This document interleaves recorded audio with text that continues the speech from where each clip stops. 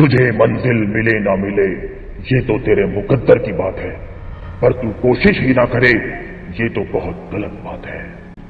याद रख कि अगर मेहनत करने के बाद भी तुझे असफलता मिल रही है तो हिम्मत मत हार, क्योंकि जिंदगी में अगर तुझे कुछ पाना है तो तुझे अपना तरीका बदलना होगा, इरादा नहीं। पहाड़ पर जाकर पत्थर तोड़ने वाला मजदूर भी उन पत्थरों को बेचकर ही पैसा कमाता है, और पत्थरों से बने गहनों का व्यापारी भी पत्थरों को बेचकर ही पैसा कमाता है। लेकिन दोनों के जीवन स्तर में जमीन आसमान का अंतर होता है। बेचते दोनों पत्थर ही हैं, लेकिन उस मजदूर के लिए 2 वक्त की रोटी जुटाना भी मुश्किल होता है, और व्यापारी आलीशान जीवन जीता है। बेचते दोनों पत्थर ही हैं, लेकिन मजदूर जीवन भर दुख भोगता है और व्यापारी जीवन भर सुख भोगता है। तो कारण क्या है? इनके भाग्य में इतना जमीन आसमान का अंतर क्यों है? कारण बताता हूं, बहुत ध्यान से सुनना। बच्चों, जीवन में कीमत सिर्फ मेहनत की नहीं होती। सिर्फ मेहनत करते रहने से ही आपके सुखद भविष्य का निर्माण नहीं होता। जीवन में किसी भी व्यक्ति या किसी भी वस्तु की कीमत इस बात से तय नहीं होती कि उस पर कितनी मेहनत की गई है, बल्कि उसकी कीमत उसकी उपयोगिता के आधार पर तय होती है। आप कहीं भी नौकरी करने जाएंगे, कोई भी कंपनी आपको नौकरी पर इस आधार पर नहीं रखेगी कि आपने अपने ऊपर कितनी मेहनत करी है या आपके पास कितनी बड़ी बड़ी डिग्रियां हैं, बल्कि कोई भी कंपनी आपको इस आधार पर नौकरी पर रखती है कि आप उनके लिए कितने उपयोगी हैं, आप उस कंपनी का कितना फायदा करवा सकते हैं। अगर आपकी उपयोगिता छोटी होगी तो आपको मिलने वाली तनख्वाह भी छोटी होगी, और अगर आपकी उपयोगिता बड़ी होगी तो आपको मिलने वाली तनख्वाह भी बड़ी ही होगी।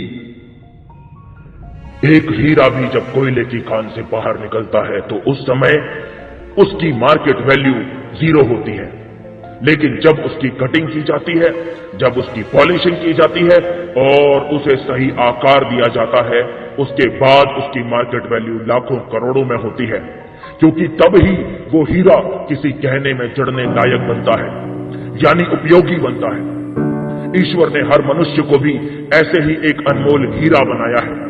आप में से हर एक की मार्केट वैल्यू किसी हीरे से कम नहीं है, लेकिन जब तक आप बिना तराशे हुए हीरे रहोगे तब तक आप किसी के लिए उपयोगी नहीं हो सकते, और जब तक आप किसी के लिए उपयोगी नहीं होंगे तब तक आपको भी वो नहीं मिलेगा जिसके आप सच में हकदार हो। अब आप सोच रहे होंगे कि कैसे तराशें खुद को, कैसे तराशें खुद को। खुद को तराशना चाहते हो तो सबसे पहले कमेंट बॉक्स में लिखो, हां मैं खुद को तराशना चाहता हूं। खुद को तराशना चाहते हो तो सबसे पहले कमेंट बॉक्स में लिखो, हां मैं खुद को तराशना चाहता हूं। तभी आपको खुद को तराशने का पहला नियम समझ में आएगा। खुद को तराशना एक दर्दनाक प्रक्रिया है, लेकिन इस प्रक्रिया से गुजरने के बाद आपके जीवन में जो सफलता आती है उसके सामने वो दर्द कुछ भी नहीं लगता।